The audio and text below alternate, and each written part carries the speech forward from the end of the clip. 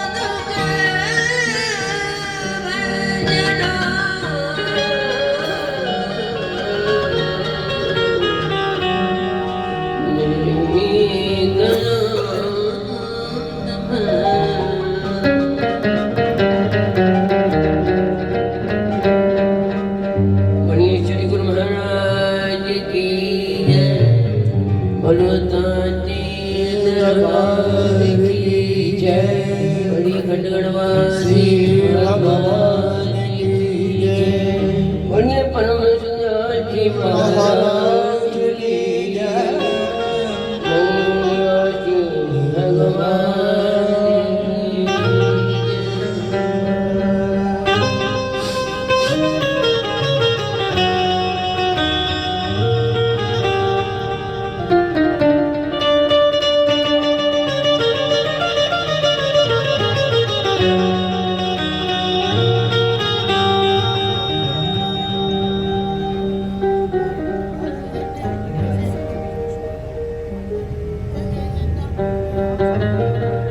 की इस कार्यक्रम के अंदर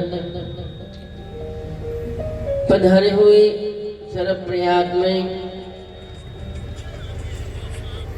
कुछ लोग तो भोजन के लिए जा चुके हैं, बाकी मौजूद बैठे हैं।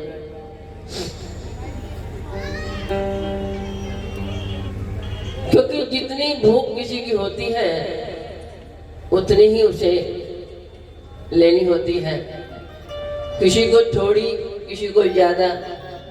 जो ज्यादा भूख वाले हैं, बहुत खाने वाले हैं, वो बैठे हुए हैं, कम खाने वाले चले गए।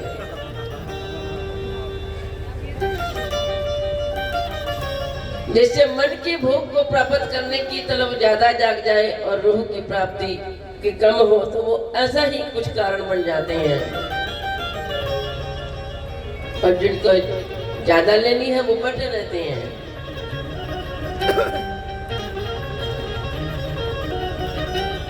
क्योंकि ये आत्मिक भूख को प्राप्त करना बड़ा मुश्किल बात है।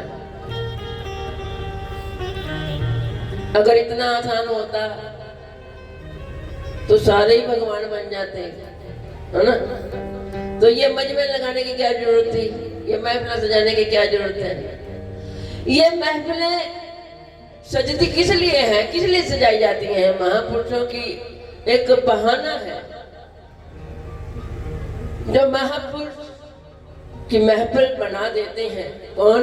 गुरुदेव भगवान। एक महफिल सजा दिया, पंजाब में जैसे भंडारा लगा देते हैं। भंडारा तो हमारे घर में भी भंडारा बनाते हैं। भंडार किसका नाम है? अन्नपूर्णा का। वो अन्नपूर्णा का भंडार तो हम रोज खाते हैं। और जो आत्मा का भंडार होता है वो हम रोज नहीं खाते। आत्मिक भूख का भंडार रोज खाते हैं? नहीं खाते। इसलिए ये एक बहाना बना रखा है प्रभु ने, तो ऐसे नहीं तो ऐसे से। चाहे कोई किसी भी मुलाजे के कारण आया हो, मन से, आत्मा से, या भाई जी के मुंह से कि भाई जी कहेंगे आए नहीं, गुस्सा करेंगे, तो उनकी नाराजगी को दूर करने के लिए यहाँ माजा है। कुछ अपने शौक से, क्योंकि ये दरबार जो है वो सबके लिए खुला होता है। यहाँ पर निमंत्रण देने की जरूरत नहीं होती है। जिनको तलब होती है वो खुद ब खुद ही आ जाते हैं। जो ध्वनि नाद को सुनकर भी आ जाते हैं, उनका तो कहना ही क्या है। तो ये होती है किस्मतें की बातें हैं, भाग्य की बातें। भाग्य में जितना प्राप्त करना लिखा होता है या लेने की जो हमारे अंदर जगह होती है, हम उतना ही ले पाते हैं। क्या कहते हैं? क्योंकि यह संसार ही कुछ ऐसा है।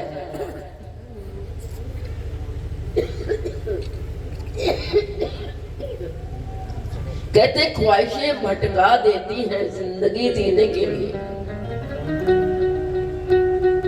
ध्यान दीजिएगा, ख्वाहिशें भटका देती हैं जिंदगी जीने के लिए। लेकिन क्या रूह उतरी थी आसमान से मंजिल पाने के लिए?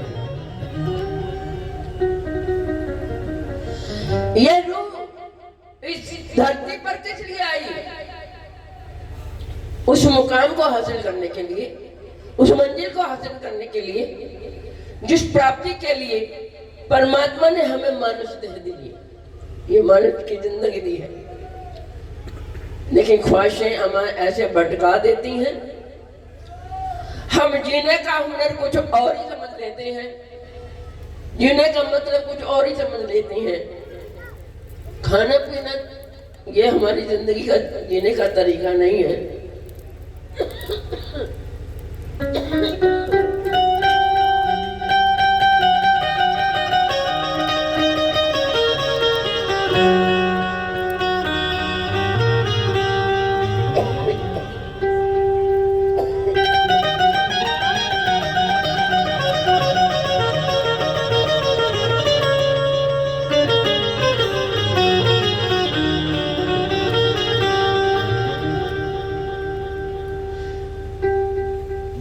जैसे गाड़ी को सही तरीके से चलाने के लिए हर चीज की जरूरत होती है, ये गाड़ी को चलाने के लिए हमें वीजा देती है, तो भगवान ने ये जीवन रूपी गाड़ी दी है ना, पैरों से हाथों से, ये जितनी भी हमारी पैर से लेकर सिर तक जितनी हमारी इंद्रियां हैं, ये इधर को भटकते हैं, बाहर भटकती हैं, कोई देखने के लिए, क्योंकि सबसे बड़ी जो है आंख है, जिसकी आंखें नहीं होती वो कहाँ जाएगा बेचारा।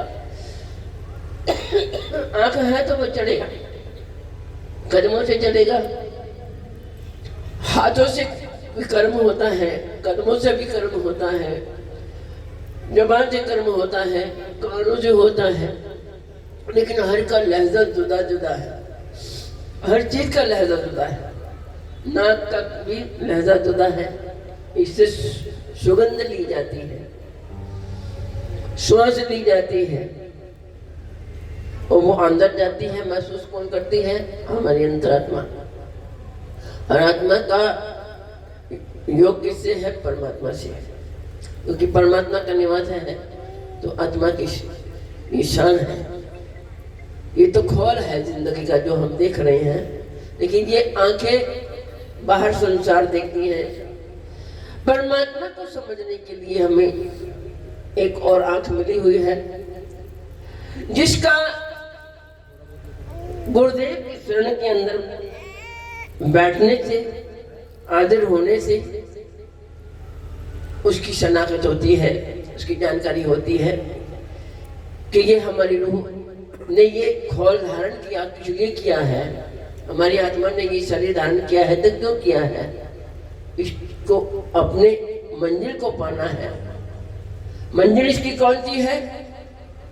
जहां से ये रूह बिछड़ी है उस घर पे पहुंचना है, उस मुकाम तक पहुंचना है, तभी ये सुकून हासिल कर सकेगी, नहीं तो बेचैन होकर के फड़फड़ाती रहेगी।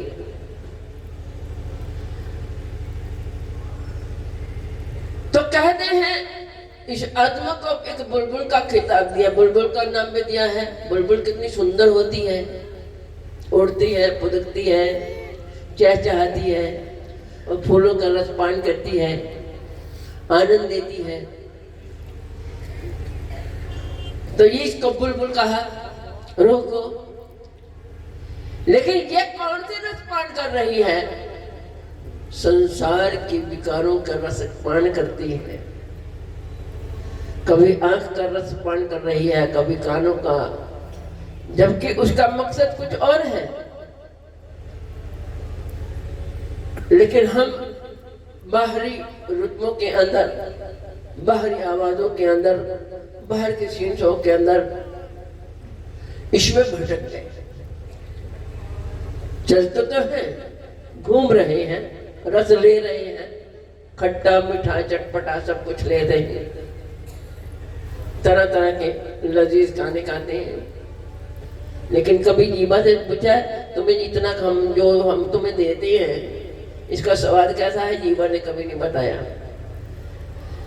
क्योंकि वो बतलाएगी कहाँ जब उसके ऊपर टिकता ही नहीं है। ये ज़बान तो हमें उस रस के पान करने के लिए मिली है, जिसके लिए रूह उतरी है, उसने ये 5 तत्व का शरीर धारण किया है। वो रसधार, वो अमृत की धार, जिसको इस जुबान ने पान करना है। और वो पान तभी करते हैं जब हम महापुरुषों की सोबत के अंदर बैठ करके जरब लगाते हैं, कनेक्शन लेते हैं ना चलाने के लिए। ये मोबाइल जो है कनेक्शन दिया जाता तभी चलेगा, नहीं चलेगा तो अगर कनेक्शन नहीं लेंगे तो कैसे चलेगा? नहीं चल पाता ना। तो यह है महापुरुषों की एक महफिल, रूह को जरब लगाने के लिए, उस रास्ते पे चलने के लिए एक नई चार्जिंग होती है। हमारी जो रूह ख्वाहिशों के अंदर भटकी है, विकारों का रस पान करती है, तो उसमें कुछ दिखाई नहीं देता, कुछ दिखता नहीं है, कुछ समझ नहीं आती, कुछ राह दिखाई नहीं देती। लेकिन जब ये चार्जिंग दी जाती है भगवत नाम की, तो धीरे धीरे इसके अंदर वो लाइट पैदा होती है और धीरे धीरे रोशनी होनी शुरू हो जाती है। रोशनी के साथ हमें जीवन की पहचान मिलती है। ज़रब देने से हुआ करती है, इसलिए ज़रब देने के लिए बहाने मिलते हैं हमको, ये जिंदगी जीने के, उस मंजिल को प्राप्त करने के लिए बहाने मिलते हैं। रोगग्रस्त इस संसार के विकारों के अंदर हमारी रूह हो जाती है कि बाहर से फॉल्ट है, क्योंकि यही ये शरीर यही बना है, फॉल्टेड भी होते हैं यहाँ के हवाओं के आवाज़ों से। जैसे डॉक्टर क्या बोलते हैं, इन्फेक्शन, विकारों का इन्फेक्शन हो जाता है तो रोगग्रस्त हो जाता है। तो उसका बचाव है, इस इन्फेक्शन से बचने के लिए दवा को उल्टा दो। जैसे वो मास्क लगाते थे इन्फेक्शन से बचने के लिए, लगाते हैं ताकि वो कीटाणु जो है वो लगे नहीं, हम इन्फेक्शन से बचाव हो सके। तो भगवान ने ये मास्क दवा को ऊपर लगा दिया, लगाने के लिए, ताकि ये विकारों का इन्फेक्शन तुम्हारी रूह को ना प्राप्त हो सके। वो एक तरीका दिया है, लेकिन वो मास्क नहीं। अब आप मास्क लगा रहे हो, नहीं लगा रहे ना, इन्फेक्शन तो है, नहीं लगा रहे ना, मनमानी करते हैं, नहीं लगाते। तो ये एक तरीका है कि हम अगर ये मास्क लगा करके रखेंगे तो दुनिया के विकार जो हैं उनका इन्फेक्शन हमारी रूह को नहीं होगा, हम इन इन्फेक्शन से बच जाएंगे। इन्फेक्शन भी हो जाता है, फिर ट्रीटमेंट भी नहीं करते सही ढंग से। तो ट्रीटमेंट में यह है उसके नाम का स्मरण करना और उसमें जुड़े रहना, उसकी हीट के साथ अपने अंतःकरण की शुद्धि करनी उस रसधार के साथ। लेकिन नहीं, फंस जाते हैं, बहक जाते हैं, भटक जाते हैं, हमें कुछ रास्ता मालूम नहीं होता। अगर उसका गहराई से हम समझने की कोशिश करते हैं तो हर बात के अंदर एक ऐसा गहरा राज छिपा हुआ होता है, हर बात के अंदर एक गहरा राज होता है। अगर हमें समझने का हुनर आ गया तो हर बात के अंदर होता है, हर सांस के अंदर है, हर चीज के अंदर है, कण कण के अंदर है। लेकिन हम इधर उधर फुदकते रहते हैं, समझते नहीं है। कहते एक परिंदा जो था भटक गया अपने परिवार में। परिंदा है, हमारी रूह है, भटक गई। कहाँ भटकी? ख्वाहिशों के जाल में, संसार में भटक रही है, भूल गया। अब नन्ही सी रूह है, हमने वो अपने घर में पहुंचना है, शौक था उड़ने का, भागने का। तो बोलो, ये हर एक इंसान की ये ख्वाहिश है कि मैं बड़ा से बड़ा मेरा ओहदा हो, बड़े से बड़ा मेरा रुतबा हो, बड़े से बड़ी मेरी शान हो, बड़ा से बड़ा मैं बड़ा कहलाऊं और सब लोग जो है मुझे सलाम करें, इज्जत की नजर से देखें, ऐसा बन जाऊं। तो दौड़ धूप रहती है, लेकिन वो रास्ता गलत हो जाता है, इसलिए हम उस मुकाम पर नहीं पहुंच पाते हैं, बहक जाते हैं, कोशिश करते हैं लेकिन नहीं पहुंच पाते। तो वो परिंदा जो था, नया नया अभी नए पर थे उसके, तो उसने उड़ा, बैठा, फिर उड़ा, गिर गया। तो रास्ता जब वो भटक गया, भूल गया कि मेरी मंजिल कौन सी है, मैंने अपने घर को कैसे लौटना है। फड़फड़ा रहा है, अब उड़ा नहीं जा रहा। तो कुछ आसमान से परिंदे निकले, उनकी नजर पड़ी कि ये परिंदा फड़फड़ा रहा है,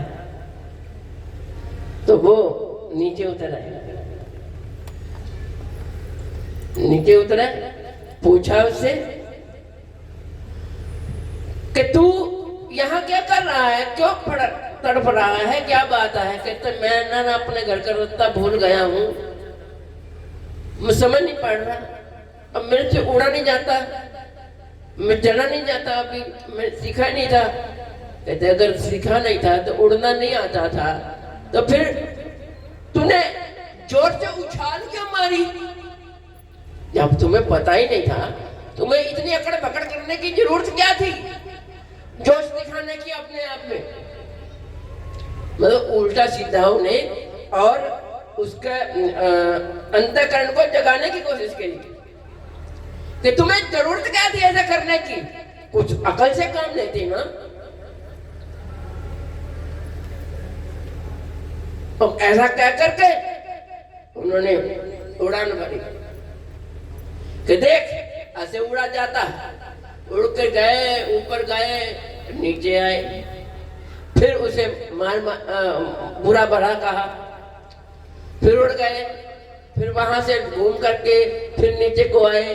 वो देख रहा है, वो फिर कुछ ना कुछ बात कह जाए, फिर वो चलता भूलता नहीं, फिर वो देख रहा है उसकी परवाज को, वो घूम करके आए, फिर कुछ कह जाए। ऐसा वो कितनी बार ऊपर उड़े और कितनी बार नीचे आए और उनको बुरा भला कहते रहे। तो वो भी विचार करता रहा, ये मेरे को क्या कह रहे हैं समझ में नहीं आ रहा। लेकिन गहरे विचार में उसने गौर करता था। जब वो ऊपर उड़ते थे फिर नीचे आते थे, बार बार उन्होंने उसकी उड़ान को देखा, बार बार वो नीचे आए, तो उसके मन के अंदर एक ऐसी जागृति पैदा हुई कि ऐसे उड़ा जाता है। तो वो चलने भूलने के उनकी बातों को ध्यान में ना रखते हुए जो पता की बात थी उसकी तरफ गौर किया। अब वो उड़ करके और ऊंचा उड़े और दायरा बड़ा घूम करके जब आए, तो जब वो नीचे आए देखा वो परिंदा ही नहीं है, वो परिंदा है ही नहीं वहां पर। तो उसका मित्र साथ था, कहने लगा वो कहाँ गया जिसको तुम बुरा भला कर कहते थे? क्या जरूरत थी तुम्हें बेचारे को बुरा भला कहने के? अब पता नहीं कहाँ गया बेचारा। तो बड़ा मुस्कुराया, कहते देखा ना हो गया काम। कहते क्या तुम मुस्कुरा रहे हो गया काम? क्या काम हो गया? बेचारे को आता नहीं था, पता नहीं मुड़ा उससे गया या नहीं गया। कहते तुम बुरा भलाई उसे कहते रहे, कोई ढंग की बात उसे कही, कुछ समझाई आपने? कहते और खुश हुए जा रहे हो, तुम्हें दुख नहीं लगा? कहते नहीं, तुम मेरे राज को नहीं समझ सका, वो मेरे राज को समझ गया। तुम मेरे साथ रहकर नहीं समझा ना, वो सुन करके समझ गया। मैं उसको सिखा रहा था, उसने मेरी कुड़तन को नहीं देखा, मेरी झिड़कों को नहीं देखा, मुझे बुरा भला कहने को नहीं देखा। उसने बीज का हुनर पकड़ा कि कैसे उड़ता था, कैसे नीचे आता था। उसी तरीके उसके मन के अंदर एक जज्बा पैदा हुआ और वो जोर से उसने उड़ान भरी और वो अपने मंजिल की तरफ चला गया, घर की तरफ चला गया। वो चला गया, उसका काम हो गया। तो हम अगर कुछ काम करते हैं, हमें कोई ताना मार देता है या अच्छा काम करते हैं, भजन सिमरन करते हैं, बैठ जाते हैं कुछ करने के लिए, कोई कहता हम देखो ये है तो वो है, कोई ताने मारे ना, हम यहाँ बैठते ही नहीं है। कुछ उलझनों के अंदर ही लगे रहते, समझते नहीं बात। लेकिन जो बीच वाली बात है उसको हमने समझना है। ये हमारी बाहर की हवाएं हैं जो हमें भटकाती हैं। ये सब माया का पसारा है जो हमें बातों ही बातों में उलझा देता है, हमें बैठने नहीं देता। हम ध्यान करते हैं तो कभी हमें कुछ होने लगता है, कभी हमें कुछ होने लगता है। किसी को कहो ना ध्यान कर, अरे क्या करें, जो नहीं भी देखे वो लोग भी हमारे सामने आ जाते हैं। ये होता है, वो होता है, बस थक जाते हैं, छोड़ देते हैं। यहाँ तो कुछ समझ में आती नहीं बात। अब जिसके अंदर ये जीव रह रहा है वो ख्वाहिशें आती हैं, वो सब कुछ आता है, छोड़ देते हैं। कोशिश करते चले जाओ। इतना हजूम है, पता नहीं हमारे अंदर इतना पहाड़ जमे पड़े हैं संकल्पों के, वो धीरे धीरे निकलेंगे ना। हम कोशिश तो करें ना, बस अपने को जोड़ करके रखें। हम बैठ जाते हैं फिर जुड़ नहीं पाते, फिर उठ जाते हैं। ऐसा करते करते हमारा जीवन का वक्त जो है वो वक्त के साथ बड़ा होता जाता है। कहते बचपन, जवानी, बुढ़ापा, इस शरीर के विकार हैं जो हमें अपनी ओर घेरे हुए भटका रहे हैं। हो नहीं पाता, करना है। जब करने का हुनर सीख गए तो फिर ये कुछ भी नहीं। तो देखा ना, महापुरुषों जो बैठे ध्यान में कितने कितने युग बदल जाते हैं। सतयुग बदला, त्रेता बदला, पता ही नहीं कौन सा युग चल रहा है। जो बैठे और पूरे जवान है, पूरी हिम्मत है, पूरी शक्ति। तो इसलिए ये संसार एक विकारों का बहर है, इसमें है ये हमारी वो भटक रही है तो कुछ हासिल नहीं कर पाएगी। तो ये बहाने बना देते हैं, गुरुदेव भगवान ने बना रखा है कि हमारे चार्जिंग दे और एकांत में बैठ करके इस जज्बे की गहराई को समझे और उसमें अपने आप को जोड़ने की कोशिश करें। जो जीव जोड़ लेता है उसका बेड़ा क्या हो जाता है? डूब जाता है या पार? डूब जाता है या पार हो जाता है? पार हो जाता है। तो तुम पार होना चाहते हो? हाथ खड़े करो, करना जो पार होना चाहते हैं। तुम सारे पार होना चाहते हो, बेड़ा नहीं डूबना चाहते। तो हुनर को सीखिए। जितना भी वक्त है हमें खाना पीना उतना लो और अपने श्वासों का ध्यान प्रभु चरणों के अंदर रखो और बैठ करके भी उसकी गहराई को समझने की कोशिश करो। फिर तो बेड़ा स्वतः ही पार हो जाएगा। अगर शौक है तो ये काम जरूर कीजिए। जिंदगी बड़ी अनमोल है, बड़ी मुश्किल से मिलती है। हमारे हाथ से छिटक गई, फिर पता नहीं ये सुंदर रूप हमें प्राप्त हो या ना हो। इसलिए भगवान ये बहाने बना देता है रूह की खुराक के, रूह की समझ के लिए, मंजिल तक पहुंचने के लिए। ये प्रेरणाएं जो हमको मिलती हैं, इन प्रेरणाओं को हम हृदय में उतारें और इसके साथ अपने आप को जोड़ करके रखें। इससे किसी से पूछो ना, वो कहता है राह सीधी जाती है कि बस इसको छोड़ना मत। छोड़ दोगे तो बीच में बड़े पड़ाव आते हैं। कुछ लंबे हैं, कुछ अटपटे हैं, कुछ कटे हुए हैं, कुछ बिने हुए हैं। ये सीधी राह, इसको छोड़ना नहीं। लेकिन हम छोड़ देते हैं। चौक के अंदर कितने रास्ते निकलते हैं, भटक जाते हैं, फिर पूछते रहते हैं, बैठते रहते हैं। इसलिए सीधी राह हम जोड़ करके रहना है। अपनी आत्मा को, अपने श्वासों को, अपने ध्यान को प्रभु के साथ अगर जोड़ करके रखेंगे तो हम सीधा प्रभु चरणों के पथ के पात्र बन जाएंगे और उनकी कृपा से हमारा जीवन सफल हो जाएगा। तो ज्यादा न कहते हुए आइए प्रार्थना करते हैं उन्हीं चरणों के अंदर जिन्होंने ये सुंदर जीवन दिया है।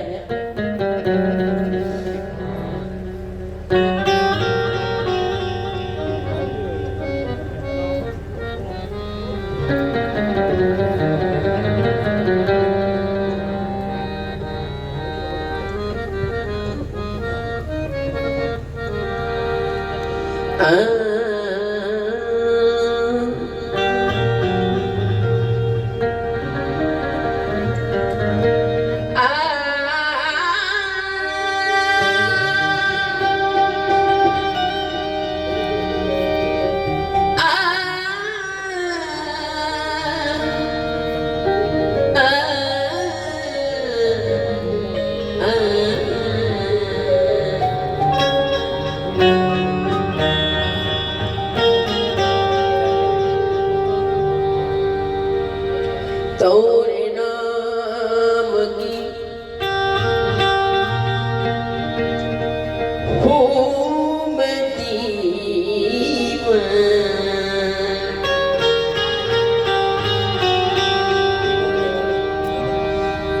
तोरे नाम की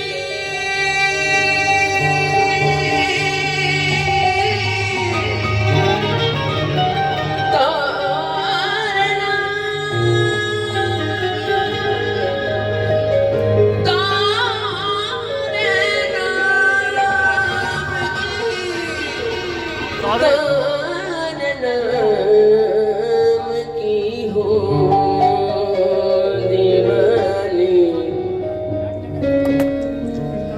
हुई दीन धर्म से अनजानी। अनोखी पुकार है। तोरे नाम की हूँ मैं दीवानी,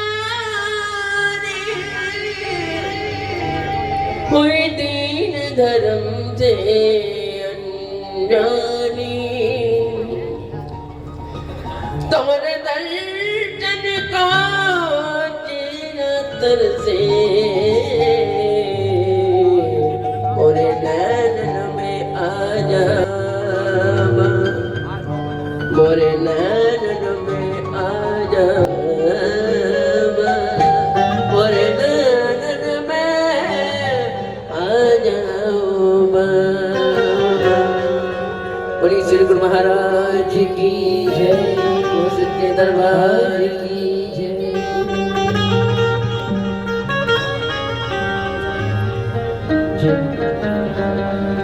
तो क्या कहना है? कृपा करो बाबा, या बाबा,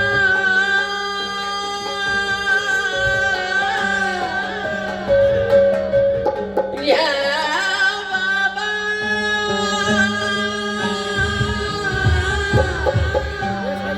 कृपा करो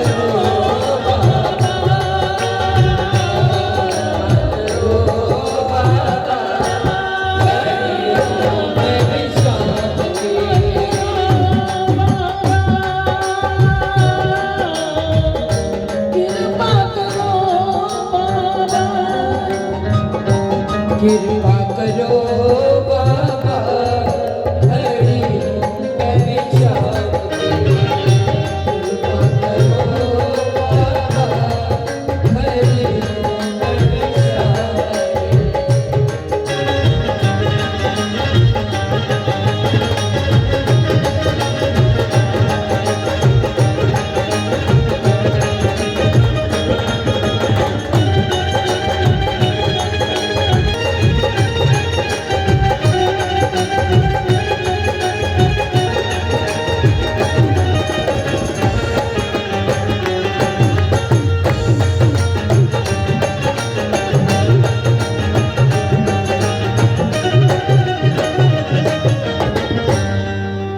मैं हूँ दीवानी सुन मेरे दिल जाने मैं हूँ दीवानी सुन मेरे दिल जानी तोरे मनाने आई मैं हूँ दीवानी सुन मेरे दिल जानी तोरे मनाने आई दूर से दीवानी सुन मेरे दिल जानी तोरे मनाने आई दूर से रात बुलाते रही ये रात बुलाते रहे